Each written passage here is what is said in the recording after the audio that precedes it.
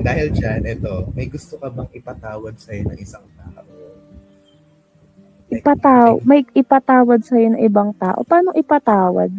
Like, in what patawad? kunyari may sabi lang siguro ng barahan na to, yung mga Mm. taong may atraso, may gusto mo pa ba silang, ah, mag, ah, gusto mo pa ba yung atraso nilang ihingi nila ng tawad sa'yo?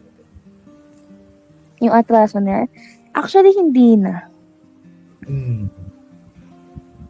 Parang, ano na lang,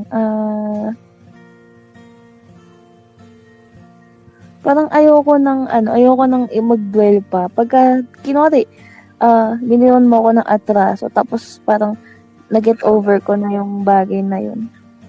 I mean, parang wala lang sa kanila, tapos na-get over. Parang hindi mo nahabulin. Hindi na. Hindi na. Actually, hindi ako nagpapatawad. Nakakalimutan ko lang ang lahat. Yes, Pero, tama. Charot.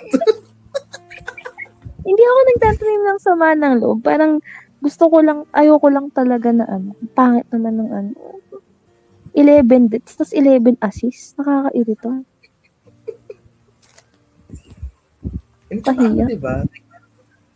Ayun kasi yung parang natimo sa maisip natin. Na parang, pag di ka nagpapatawad, bumibigat yung loob mo. Parang hindi naman. Mm, mm. Parang hindi naman. Parang ano lang, dead ma lang. Oo. Kumbaga, nakahang lang siya. Nandyan lang siya. Makakalimutan mo siya. Kasi, honestly, guys, when you don't dwell on something, kaya lang naman siguro bumibigat yung loob nila kasi nagdudwell sila dun sa bagay. You don't Yeah. dwell on it. Just leave it be.